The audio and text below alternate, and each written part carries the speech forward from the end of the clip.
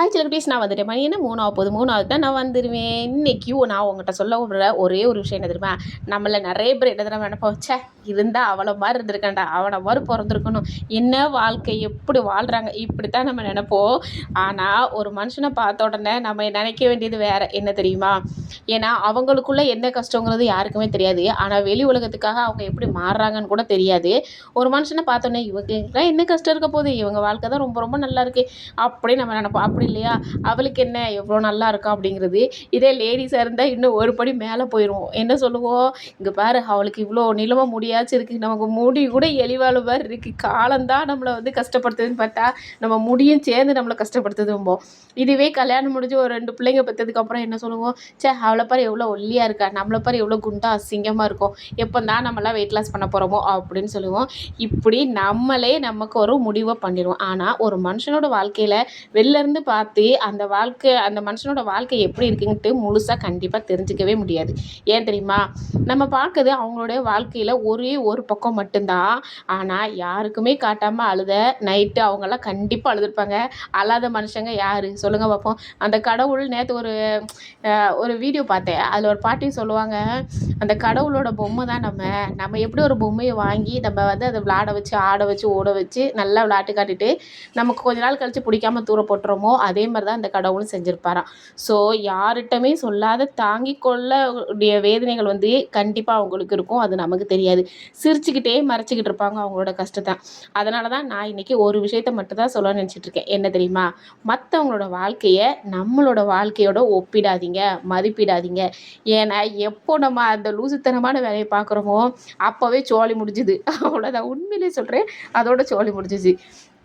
ஏன்னா ஒருவருடைய வாழ்க்கை எப்படி இருக்குன்னு சொல்லிட்டு நம்ம ஒன்றும் ஜட்ஜ் பண்ணவே கூடாது. அவங்கவுங்க இடத்துல இருந்தால் தான் அவங்களுடைய அனுபவிக்கிற வழி என்னன்னு தெரியும். இது எனக்காக நான் சொல்கிறதுன்னே சொல்லலாம். என்னை பார்த்து நிறைய பேர் சொல்லுவாங்க, உனக்கு என்னக்கா சூப்பராக இருக்க, நல்லா இருக்க, வாழ்க்கை வர நிம்மதியாக இருக்க அப்படிம்பாங்க. நான் சொல்லுவேன், என் இடத்துல இருந்தால் நீ செத்தே போயிடுவடி அப்படின்ட்டு. ஏன்னா என் இடத்துல இருந்து பார்த்தா மட்டும்தான் தெரியும் நான் எந்த அளவுக்கு கஷ்டத்தை தான் அனுபவிச்சுட்டு இருக்கேன்ட்டு. அதுவே அவள் இடத்துல இருந்து பார்த்தா தான் தெரியும் அவள் எந்த கஷ்டத்தை அனுபவிச்சுட்டு இருக்கான்ட்டு.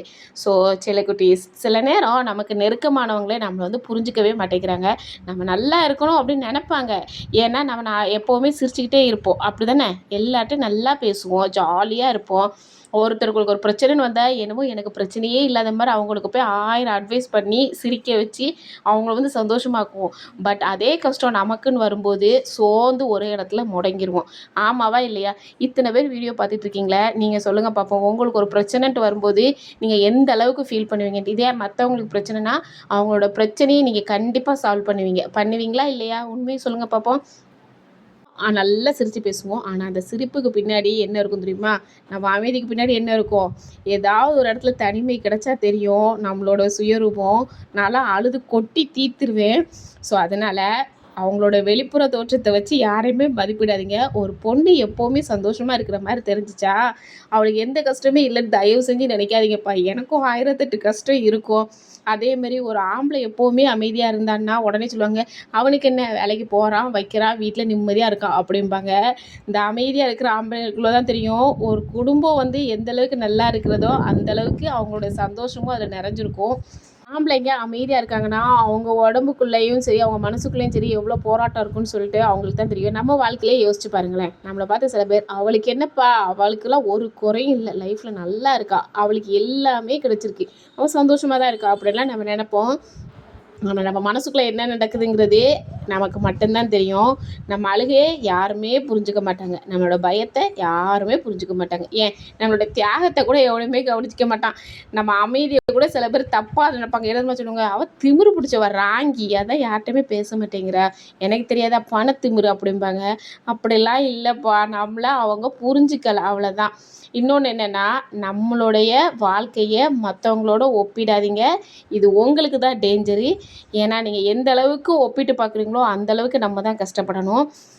எக்ஸாம்பிளுக்கு இப்போ ஒரு கல்யாண வீட்டுக்கு போகிறீங்கன்னா அங்கே ஒரு கப்புள்ஸ் வருவாங்க. அவங்கள பார்த்த உடனே ஒருவேளை அவங்க ரொம்ப அந்யோன்யமாக பாசமாக இருந்திருக்கலாம். நமக்கு என்ன தெரியுமா தோணும், ச்சே நம்ம புருஷன் இப்படி இல்லையே, நம்ம புருஷன் நமக்கு ரொம்ப திமிராக இருக்காரு, நம்மகிட்ட இந்த மாதிரி பாசத்தை காட்டலையே நீங்கள் நினைப்பீங்க. இது நினப்போட இருக்குமா? கண்டிப்பாக இருக்காது. அப்படியே உங்கள் புருஷன்கிட்ட போய் மனப்பாடமாக ஒப்பிப்பீங்க. பாருங்கள் அவள் எப்படி வாழ்கிறா, நீங்களும் இருக்கீங்களே, சரி லைஃபே நல்லா இல்லை அப்படிம்போம். ஆனால் நல்லா யோசிச்சு பாருங்கள், அவளுக்கு கிடைக்காத ஒரு விஷயம் உங்களுக்கு கிடைச்சிருக்கலாம், உங்களுக்கு கிடைக்காத ஒரு விஷயம் அவளுக்கு கிடைச்சிருந்துருக்கலாம். அந்த மாதிரி தான். ஒருவேளை அவர் வந்து ஒரு குடிகாரராக இருக்கலாம், உங்கள் வீட்டுக்காரர் குடிக்காமல் இருக்கலாம். ஒருவேளை அவங்க வீட்டுக்காரர் வந்து வெளிநாட்டில் இருந்திருக்கலாம், இப்போ தான் வந்திருக்கலாம், அதனால் பாசத்தை பொழியலாம். உங்கள் வீட்டுக்காரர் எந்நேரமும் உங்கள் கூட இருக்கலாம். ஸோ எப்போவுமே நம்ம வந்து நினைக்கிற மாதிரியே நம்ம லைஃப் நடக்கணும் அப்படின்னு நீங்கள் நினச்சிங்கன்னா அது கண்ணை கட்டி காற்றுல விட்ட கதை தான். ஸோ அந்த மாதிரி நடக்கணும்னு நீங்கள் எதிர்பார்க்காதீங்க, நடக்கவும் செய்யாது. அதே மாதிரி நிறைய பேர் இருக்கிறாங்க, அவளுக்கு என்னம்மா சொந்த வீட்டில் இருக்கா, ஜாலியாக இருக்கா, நம்ம இன்னும் வாடகை வீட்டிலேருந்து கஷ்டப்படுற மாதிரி நினைப்போம். சொந்த வீடு தான் இருக்குமே தவிர ஜாலியாக இருக்க மாட்டாங்க. காரணம் என்ன தெரியுமா? அதில் 1008 குடைச்சல் இருக்கும். இஎம்ஐ கட்டணும், அது கட்டணும், இது கட்டணும், நகை எல்லாத்தையும் விற்றுருப்பாங்க, என்னெல்லாமோ பண்ணியிருப்பாங்க. இதனால் அவங்களுக்குள்ள பிரச்சனை அவங்களுக்கு மட்டும்தான் தெரியும். ஸோ நீங்கள் உங்களோட லைஃப்பில் இருந்து உங்களுக்கானதை யோசிங்க. அவங்க எப்படி வாழ்கிறாங்க, இவங்க எப்படி வாழ்கிறாங்கங்கிறத முதல்ல நிப்பாட்டுங்க. சில நேரம் நம்மளை வந்து ரொம்ப ரொம்ப காயப்படுத்துறது நம்மளோட எதிரிகளாக இருக்காது, நம்ம வாழ்க்கையை பற்றி நல்லா தெரிஞ்சவங்களா இருப்பாங்க தெரியுமா? அவங்க தான் எந்த அளவுக்கு நம்மளை செம்மையாக கஷ்டப்படுத்த முடியுமோ கஷ்டப்படுத்துவாங்க. ஏன்னா நம்மளுடைய வாழ்க்கையை அவங்களே குறை சொல்லும்போது நமக்கு ரொம்ப ரொம்ப வலிக்கும். என்னை பற்றி எல்லாம் தெரிஞ்சு நீயே இப்படி சொல்கிறியே, ஏன்டி இப்படி பண்ணுறேன்னு சொல்லிட்டு அவட்ட கேட்க மாட்டோம், மனசுக்குள்ளே அழுகுவோம். எதுக்காக அழுவோம் தெரியுமா? ச்சே, எல்லாமே என்னை பற்றி தெரியும், ஆனால் அவளே இப்படி நினச்சிட்டாளே அப்படின்னு நினைப்போம். ஆனால் அந்த நேரத்தில் ஒரு விஷயத்த நினச்சிக்கோங்க, உங்கள் வாழ்க்கைக்கு நீங்கள் தான் பொறுப்பு. உங்களை பற்றி எல்லாருக்குமே விளக்கம் கொடுத்துக்கிட்டு இருக்க அவசியமே கிடையாது. நீங்கள் ஏன் இப்படி செஞ்சீங்க, நீங்கள் ஏன் அப்படி வாழ்கிறீங்க, நீ ஏன் இந்த முடிவு எடுத்த, இப்படி எந்த கேள்வியுமே கேட்காம நம்ம அந்த சூழ்நிலையில் இருந்தால் என்ன செஞ்சுருப்போம் அப்படின்னு மட்டும் யோசிச்சா போதும். அப்போ தான் நமக்கு புரியும், சில முடிவுகள் வந்து தவறாக இல்லை, அந்த சூழ்நிலைக்கு ஏற்ற முடிவுகளாக இருக்கலாம். சிலர் ஏன் அமைதியாக இருக்காங்கன்னு சொல்லிட்டு நமக்கு தெரியாது, சிலர் ஏன் நம்மளுடைய உறவை விட்டு வெளியே போகிறாங்கன்னு தெரியாது, சிலர் ஏன் நம்மளோட தனியாக இருக்க விரும்புகிறாங்கன்னு தெரியாது. ஸோ அதிகமாக பேசுகிறவங்கெல்லாம், அதிகமாக ஜாலியாக இருக்கிறவங்கெல்லாம் வாழ்க்கையில் கஷ்டமே இல்லைன்னு நம்பாதீங்க. அவங்களுக்கு தான் இருக்கும் 1008 பிரச்சனை. அந்த பிரச்சனை எதுவுமே சொல்லாமல், வெளியில் சொல்ல மனசு இல்லாமல் எல்லாத்தையும் தனக்குள்ளேயே மூடி வச்சிட்டு இருப்பாங்க. நல்லா கவனித்து பாருங்கள், நல்லா சிரித்து சந்தோஷமாக இருக்கிறவங்க அவங்களால வெளில சொல்ல முடியாத அளவுக்கு மனசை வருத்தத்தில் இருப்பாங்க. அதில் இன்க்ளூடிங் மீ, நானும் ஒருத்தி அப்படின்னு சொல்லுவேன். ஊருக்கு தான் நாட்டாமல் வீட்டில் வந்து எப்படி சொல்கிறது, ஒரு புள்ளப்பூச்சி அப்படிங்கிற மாதிரி எல்லாருக்குமே கருத்து சொல்கிற கண்ணாயிரம், வீட்டில் மட்டும் ஒன்றுமே இருக்காது. அந்த மாதிரி தான் நான்லாம். ஸோ அதனால் எப்போவுமே நம்ம வந்து மற்றவங்களோட வாழ்க்கையை தனக்குள்ளே ஒப்பிட்டே பார்த்துறாதீங்க. போதுண்டா சாமிங்கிற அளவுக்கு நமக்கு வந்து ஆண்டவன் நல்ல ஒரு இதை வந்து கொடுத்துருக்கான்.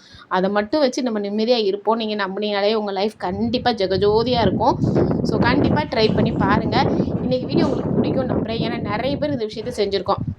என்னோடய வீடியோ போகிற 100 பேர் பார்க்குறீங்க, 100ல் 99% பேர் கன்ஃபார்மாக நீங்களே வந்து கமெண்ட்டில் சொல்லுங்களேன். நான் இந்த மாதிரி நினச்சிருந்தேக்கா, இனிமேல் நான் அப்படி நினைக்க மாட்டேன்னு சொல்லிட்டு கண்டிப்பாக சொல்லுவீங்க. ஏன்னா நம்ம மனுஷனாக பிறந்த எல்லாருக்குமே மனசுங்கிறது ஒரு குரங்கு தானே, கண்டிப்பாக எல்லா பக்கமும் சுற்றிட்டு தான் வரும். ஸோ அதனால் சொல்கிறேன், இனி இந்த மாதிரி யோசிக்காமல் நம்ம லைஃப்பை நம்ம பார்ப்போம். அடுத்தவங்களோட வாழ்க்கை நமக்கு தேவையில்லை. அக்கறைக்கு இக்கரை பச்சை. ஸோ இதை நினச்சி நீங்கள் ஃபீல் பண்ணி கவலைப்பட்டு கண்ணீர் விடாமல் இருக்கிறத வச்சு சந்தோஷமாக வாழ்ந்து பாருங்கள். மனசு நிறைவாக இருக்கும், சந்தோஷமாகவும் இருக்கும்.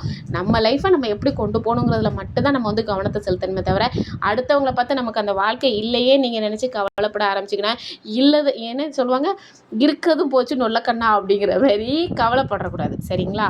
வீடியோ பிடிச்சிருக்கோம் நம்புறேன். வீடியோ பிடிச்சா லைக் பண்ணுங்கள், ஷேர் பண்ணுங்கள், கமெண்ட் பண்ணுங்கள், சப்ஸ்கிரைப் பண்ணுங்கள். இதே மாதிரி இன்னொரு வீடியோவில் நான் உங்களை சந்திக்கிறேன். அது வரைக்கும் டாட்டா பைமா. வீடியோ பிடிச்சா தயவு செஞ்சு ஒரு ஹைப் பண்ணி விடுங்கப்பா. கொஞ்ச நாளாக வீடியோ போடலனாக்கல என்னை நீங்கள் எல்லோரும் மறந்துட்டீங்கன்னு நினைக்கிறேன். ஸோ மறக்காமல் ஒரு ஹைப்பையும் போட்டு லைக்கையும் தட்டி விட்டிங்கன்னா கொஞ்சம் சந்தோஷமாக இருப்பேன். டாட்டா பைமா.